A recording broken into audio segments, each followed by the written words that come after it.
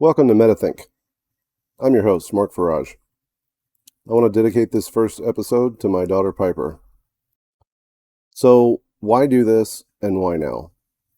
I guess more than anything, I've kind of sat as the internet has matured, and I've kind of realized that even though I was part of the generation that built the network at first, I got my first computer when I was only 16. It was like a Pentium 1, like the original Pentium 100 megahertz. I remember being at HAL PC Houston and racking Zixel 2400 baud modems. And I think when we built the internet, we all had a pretty good idea that it was what happened when all the computers in the world spoke the same language, and that we were going to be able to have a lot more access to information. Being that I started Quantic in 2011 and built a great media production team, and effectively Quantic was kind of a marketing agency of sorts, even though we were extremely player-focused. It's occurred to me that I could have built a social media presence far earlier than this. I guess I didn't really ever have a motivation to, because to a certain degree I realized that the attention economy was always something that I felt was very superficial and very surface level and only good for entertainment. Fast forward 10 years, and of course, a lot of things have happened on the internet, including re-centralization around major networks, and a lot of influence that the internet and access to this information has had on all of our lives. And so, I guess my goal here is to try to really be able to explain and understand the journey that I went through as an individual and as a participant in the technology industry, in how we collaborate around information, how we're able to turn information into knowledge, and how that knowledge impacts our perception of ourselves and the world around us, insofar as the reference frame through which we're able to consume more information, and how that cognitive process works within our own mind. And then zooming out at a macro level, how does that cognitive process affect our entire civilization?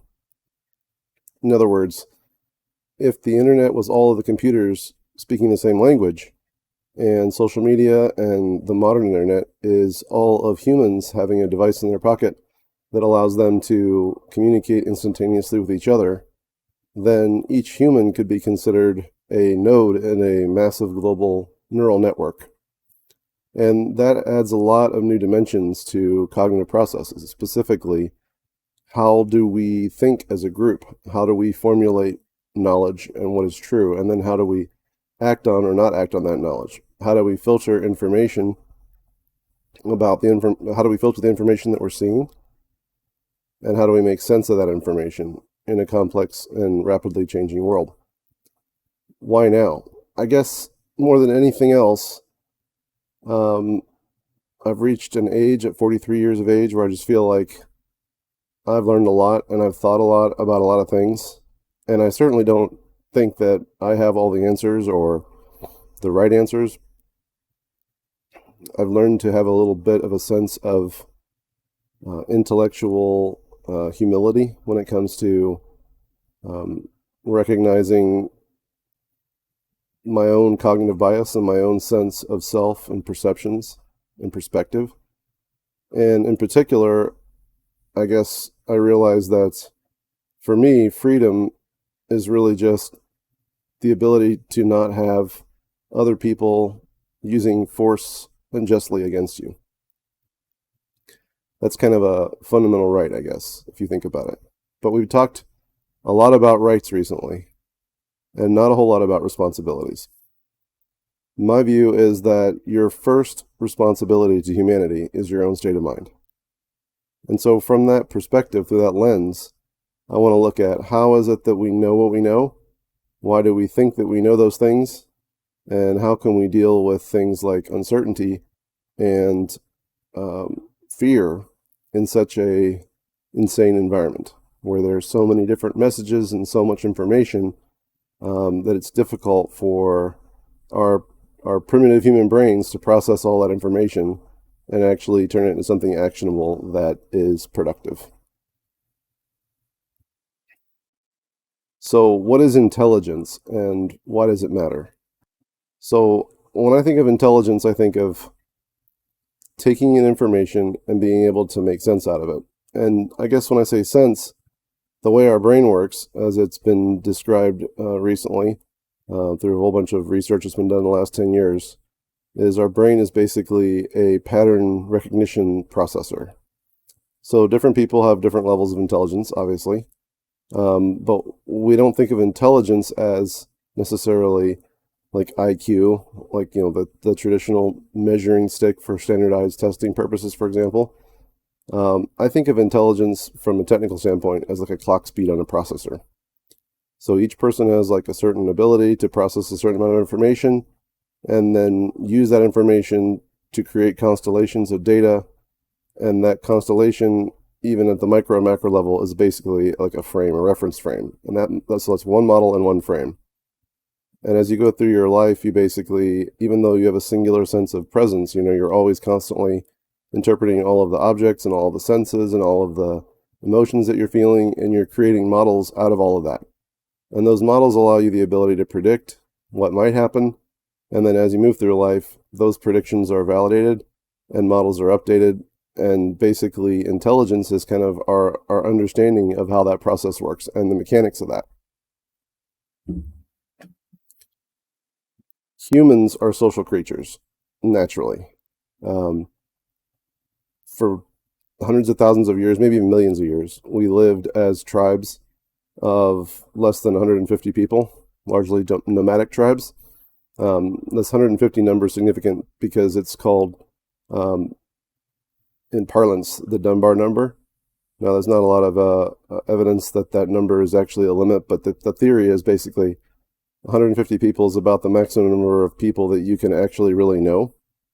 And so when we lived in these tribes, we were really looking at a case where you pretty much knew every single person that was in the tribe, and you knew what they were good at, and they knew what you were good at, and you knew their flaws, and they knew your flaws, and you knew how much you could count on them and for what. And so any kind of deceit or deception was very quickly uncovered, especially if it was like just for personal benefit. It was uncovered and it was punished.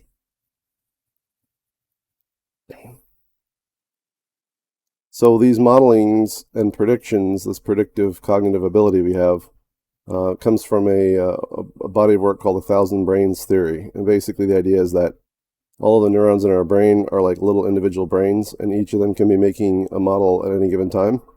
And then they basically vote to figure out which model is right. So they may all have some kind of an idea of what's happening around us, and then all of the different senses and all of the different ways that we're perceiving that information come together, and there's this voting process, and then basically our singular mind, our single thread of understanding the world, is updated to reflect what we think is actually happening. And that's a very useful capability because it allows us to understand a dynamic world that is changing all around us all the time. And of course, as we go through life, we're changing as well. So John Vervaeke, a professor from the University of Toronto, basically came up with this idea called the 4 ways of knowing. And he posits that the 4 ways of knowing are, he purports that the 4 ways of knowing are propositional knowledge, procedural knowledge, perspectival knowledge, and then participatory knowledge. So if you think of propositional knowledge as somebody tells you something and you believe it's true. So you have a certain array of things in your life that you've built a model around or a frame, and it's basically saying, well, this is what democracy means, or this is what a mother is, right? Or this is what that the sky is blue, or the earth is round. That's propositional knowledge. And you might know that even though maybe, for example, you're colorblind, or maybe you walk outside and it looks like the earth is pretty flat. So, but because we've learned things over the years, we take the facts that are provided to us by other people and we incorporate that into our own knowledge base. Procedural knowledge is like, you know how to hit a baseball, so maybe you like work really hard at batting and learning how to hit a baseball better and learning how to connect with the bat with the ball, learning the muscle memory skills that you need in order to do that. And that's procedural knowledge. So you learn by doing. Perspectival knowledge is you learn information or you perceive knowledge differently than other people who have a different perspective as a relation to that particular fact or piece of knowledge. So like, for example, you might be a pitcher versus a catcher versus a batter, and you have a different perception of the exact same event that's happening. And this is a fascinating thing that's happening right now in our society at large, as a global society, as a civilization, is that we're all seeing the same things but perceiving them very differently. And that's not really surprising at all, because everybody has their own history, their own values, their own beliefs, their own basic premise for understanding how the world works. And because all of us have these own individual models in our minds, we're perceiving things from our own perspective, perspectively, and then we're integrating those different models. And then when we kind of come together in like a global neural network or a global intelligence, collective intelligence, if you will, on the internet, people are sharing little fractions and bits of those models and how those models impact their own individual daily lives and how they make them feel. Participatory knowledge, John claims, is the highest form of knowing. That's when you're actually working with people or you're participating in something, and that through that something that you're working on together, you all create collective knowledge. So that's like a sense-making function of participation. So neural networks are something that we've thought about from an artificial intelligence standpoint for quite a long time, maybe the last 15, 20 years. It's kind of based on the idea of the network effect, or the idea of what people or different circuits or different computers in a network are being able to understand from working together. So what happens with these neural networks, whether they're biological or computational or even social from a collective intelligence standpoint? When we're all comparing our models of similar events, and we're doing so from a propositional standpoint, we all kind of tend to have a sense of our own idea of what's true or false or what's good or bad based on what people have told us, or based on our understanding of looking up information on the internet, for example. Whereas if we're actually involved in something and we know the experiential value of doing something, then that would be a procedural effect. And we would say, no, I know what I'm talking about because I fought that war, or I was part of that investigation process. Perspectival knowledge, I think, is where we really run into trouble, because each person has their own perspective, and we're all comparing through propositional knowledge, effectively, our own perspectival knowledge online in a distributed way. And that creates a whole bunch of people arguing and fighting about stuff that really is just a byproduct of their unique perspective, rather than it is about the actual thing that they are relating to, because they're relating to it from different perspectives. So the fact that the same thing looks different to different people, whether they're in different regions or of different backgrounds, really isn't all that surprising. In fact, it should be expected. But because we've never really had the ability to have this kind of instantaneous global consciousness, and there's so much data and so much information, we aren't able to really process that and understand the meta thought around how is it that these different people are coming up with different conclusions about the same thing. There's a lot of different names for this. People have called it the epistemic commons. People have called it collective intelligence. But the bottom line is, how is it that we're able to take large data sets as individuals in a global community and share them with one another based on our own perspectives and still have some common sense of what is true or false or good or bad?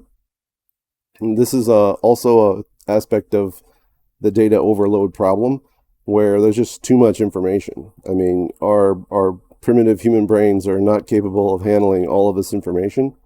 And so as the information volume goes up just across everything, whether it's in our work life, our family life, or even online, for example, that volume of data becomes a limiting factor, because we're just not capable of integrating all of that data into our modeling, into our own cognition.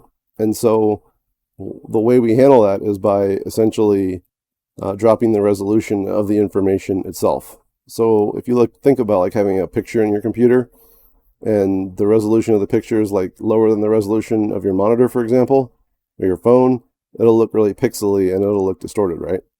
So that's because there isn't enough data in the image to represent it in comparison to what your monitor is capable of displaying. Well, it's the same thing when we try to condense really complex issues into like 240 characters, or we are resharing things on Facebook, and doing it from a standpoint of emotional, certain emotions, a certain level of more primitive system that's not our cognitive system. So our brain, our neocortex, or our frontal lobe, is basically how we think and make sense of the world. And if you think of what separates humans from every other creature on Earth, it's the fact that we're able to participate in our own conscious evolution. And that means that we're able to perceive and understand things that happen before us or things that might happen after us, and based on this modeling, able to make predictions about that. Now that's a different system than, let's say, our motor cortex, which controls movement, or our limbic system, which basically is making sure that we're not in danger, for example. So fundamental human emotions, things like fear or anxiety or uncertainty, the uncertainty produces suffering and fear, for example, basically put us into a state where we have really specific emotions like anger or disgust. Disgust is a particularly interesting one to me because there's different forms of disgust. But we have these emotions, these raw emotions, which kind of put us in a fight or flight mechanism. And that fight or flight mechanism can create very strong negative emotional states. And this results in a lot of suffering and a lot of anxiety and depression. And of course, in periods of isolation, like we've been in recently with the pandemic, people really can start to get to a very low spot within their own mind, and they look for ways to rationalize that information and make sense of what's happening around them, both internally and externally. And by dropping the resolution of these little bits of information and making larger and larger data sets, it eventually just becomes like a computational overwhelm, right? And so think of it like if you know there's a problem somewhere or something in your life, for example, a relationship or a work issue, you don't fully understand it, but you really only observe it with the minimum necessary resolution to make a determination about whether or not it's actionable or you should act on it or how big of a problem it is. But the moment it becomes a really big problem, it oftentimes happens really, really fast. And then the true resolution of that issue is made available to you. And you see it kind of in all of its gory detail. And when that happens, you're faced and confronted with that full resolution problem. And oftentimes, it's a lot worse than you had imagined. So our brains are constantly thinking through this modeling process and trying to figure out, okay, based on my model of this type of problem in the past, how likely of a problem is this, and how likely is it a problem to be if it goes unattended? And we do all of this like subconsciously, practically. And things that really can trigger our inner negative emotion circuits, like the fight or flight circuit, like a limbic response, are patterns and models that allow us to see that there is some level of fundamental existential or mortal risk. So, for example, if we are a big World War II buff and we've studied, different types of dictatorships or forms of government or whatever in the past, and we see certain patterns unfolding in our current society or even just online, maybe not even in our daily lives, but online, we start to see those as existential threats, and it can create this fear and this anxiety response. But the thing to bear in mind about all this is that doubt is a bond as powerful as certainty. And I think a lack of understanding what certainty is and our predictive inability to really measure probability with low resolution is something that can compound that actual sense of fear and that sense of anxiety that can result from just not knowing what's happening or what's going on. And I think if, in a more limited information environment, let's say we were like 20 or 30 years ago, I think we had a lot more sense that the information was coming from a few sources, whether they were really trusted sources or not. We felt at the time as though that was the only information available.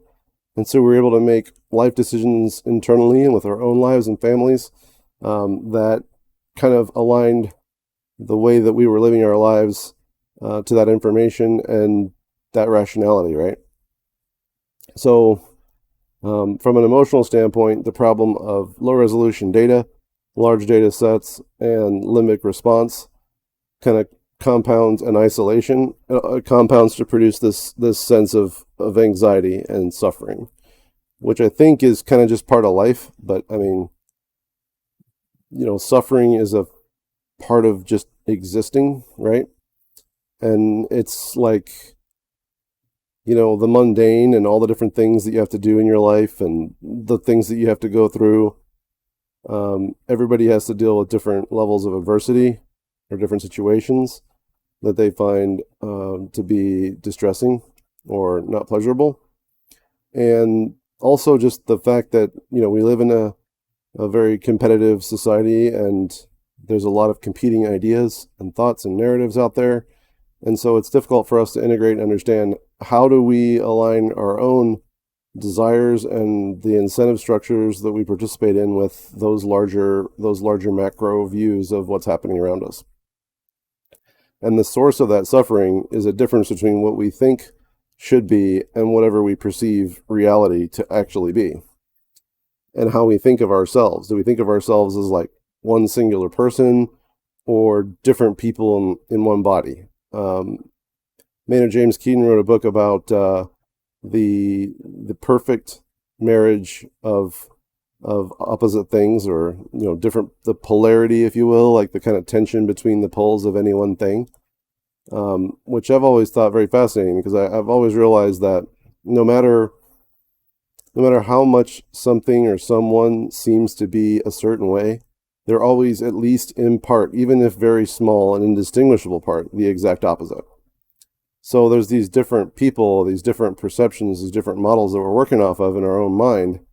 And so, we might have like a certain way that we interact at work versus a certain way we interact with people at home, or a certain way that we think about a certain issue or problem that could be completely different than other people. And so there's these variations of thought and variations of modeling, and variations between societies or countries or different groups, for example, or different organizations. So this, if you look at our human needs, fundamentally, it's like, Maslow, think Maslow's hierarchy of needs. That fifth level is self-actualization, and that's like the journey beyond the mundane. So how do we think about ourselves and think about the people around us? And this kind of gets into the concept of like good and evil, for example, or wanting to feel like we're contributing to something at a larger scale than we may actually be existing in. And so I think that the interconnectedness of humanity today has been a compounding force in that desire, because now there's even more of an ability beyond the mundane to participate in social movements or in online causes, for example, through donations or whatever the case is, to kind of feel like you're making a difference in some sort of a positive way. I think that the question of intent here is really important, both from a standpoint of, are we internalizing or externalizing where our emotions are coming from? So, for example, let me give you an example. So, if you're internalizing and you're grounded within your own sense of self or your own state of mind, and something bad happens, whether it's to you or somebody else, you may have a certain emotional response or make certain judgments on that. And those judgments are typically made based on models. And those models are maybe propositional, they may be participatory, they may be perspectival. But the question is, how real is whatever you're perceiving to be? And what are the incentives that the people who are communicating this to you may have? In other words, like disgust emotions, or the sense that there's something happening to someone else that may be well outside of your own personal authority or responsibility. But you're getting this information. A prime example would be like objectively, there's less like apprehensions of children in the street today than ever before in America. But because we're so well connected now. We see and hear about them far more often. So the perception in our mind is that this is a bigger threat than the perception in our mind was maybe 20 years ago. Even though the actual legitimate threat has gone down, we feel that the threat level is higher. And I think that because our limbic system and our ability to perceive threat, especially existential or mortal threat, is very high, that's a very sensitive response system, that with so much data at so low resolution, we basically just don't really have the ability to filter out the wheat from the chaff. We don't have the ability to figure out what's good data and what's not, what's data that we should be adding to or adjusting our models or what's not. And so there's a lot of people out there who are intellectually or emotionally dishonest, who kind of promote a sense of fear and doom just to try to put us in that state. Because when we're operating from our limbic system instead of our neocortex, we're not really using the cognitive process to make decisions. And this is often how, for example, anger is a particularly interesting emotion because it's useful in a very short term, but damaging in a very long term. I mean, who wants to live angry all the time, their whole life? I know I don't. It's kind of like a poison, corrosive type of emotion. Now, certainly there's things that can happen that legitimately cause for that response. But often the assessment isn't really done cognitively as to whether or not not only whether it applies to you, which I think is something from a fundamental survival standpoint that would be important, but also does that situation or the perception of what that model looks like, is that actually even true? Like, most of the thoughts that we have about ourselves and other people or what their intentions are wrong. I mean, we have a certain sense of internalized self, and then we have a certain desire for what we want external people to see us as.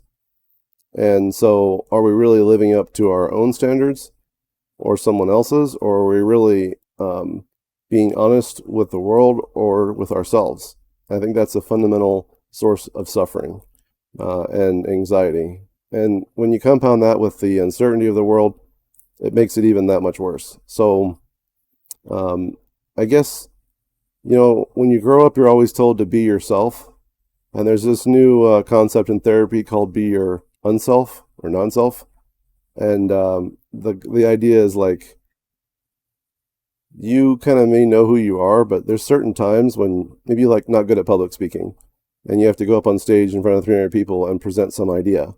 So if you are really know that you're going to have this fear and you're going to have this anxious moment about that, or you have some perceived idea of what going up on that stage and being the way that you would like to be on that stage would feel like or look like. But if you succumb to this concept of, well, just be yourself and go up there and, it's a complete disaster, for example, right? And you're outside, in the bathroom crying or whatever the case is, or you feel like ashamed, or you feel all these thoughts or concerns about it that probably aren't even true, but they're true because they're internalized. Sometimes you need to fake it until you make it. Sometimes you need to just walk up there and try to be the person that you want to be your unself. And that could be even true in emotional situations. Like if somebody's rejecting you, for example, like oftentimes your idea or perception about why they're rejecting you is completely false. Like 9 times out of 10, it's got really nothing to do with you.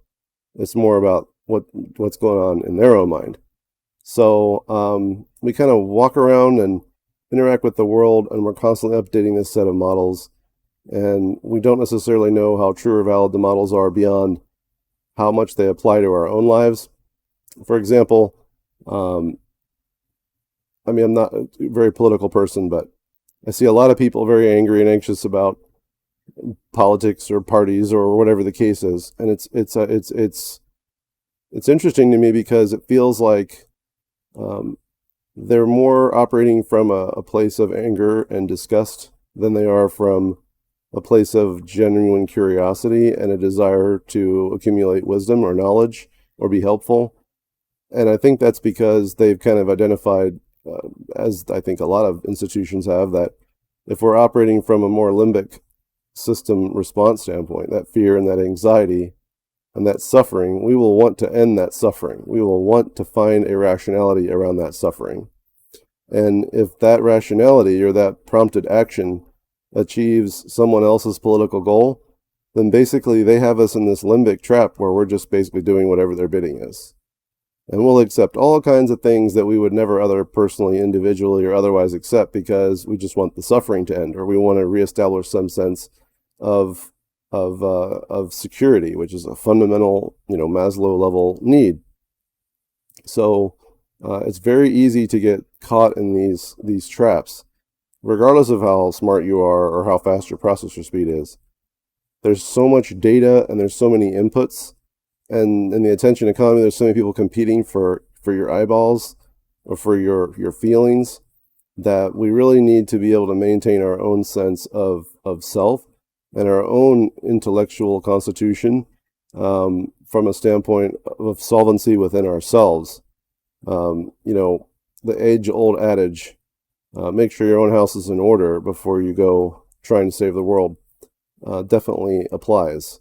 And if we are not in a good place from our own state of mind, then if we're off being angry at other people and punishing other people from that anger, are we really being helpful? Or are we really helping the world? Or are we just using force against other people, whether that's intellectually or physically or otherwise? So I think what I really want to talk about on this channel is going to be kind of how do we keep ourselves intellectually honest? How do we look at the information that we're taking in? And also from a technology industry standpoint, how do we make digital products that have design ethics baked into them that can really be helpful to our customers and the larger society? How do we make sure that the things that we are, or the way that we're building products or the way that we're interpreting or distributing information are helping people live better lives and pursue their own self-identified, initiated types of outcomes. So that, people today are very concerned about what to think. And I think the internet has given us so much information that because we try to be efficient, we just kind of would rather be told what to think than learn how to think. But eventually, when you start to get confused enough and you get depressed enough or you get anxious enough or fearful enough, you have to really kind of start to question whether or not the way you're thinking about the thinking is actually working for you, and whether or not those thought processes are constructive or destructive as your node functions within the larger network of humanity. So I'm going to talk about science. I'm going to talk about astronomy. I love astronomy and the universe, things very big and things very small. Talk about technology, the industry that I'm in and love, digital products, product management, and just life and, relationships, and kind of just how do we move through this big, great thing that we all found ourselves in, and what's the significance of all this, and how can we make a contribution that will really be a legacy that we're proud of? How can we know when we're gasping those last breaths, how can we say to ourselves, it was worth it? It wasn't easy, but it was worth it. So that's the goal of metaThink. And I hope to see you all again very soon. I'd love to hear your comments. Love to hear if there's anything particular you want me to talk about. Or I'm also maybe considering looking at bringing some other folks into the discussion at a future point. But until then, thanks for stopping by. If you like the video, please like it, subscribe, share it, all those good things that you hear about all the time. And we'll talk to you soon. Thanks.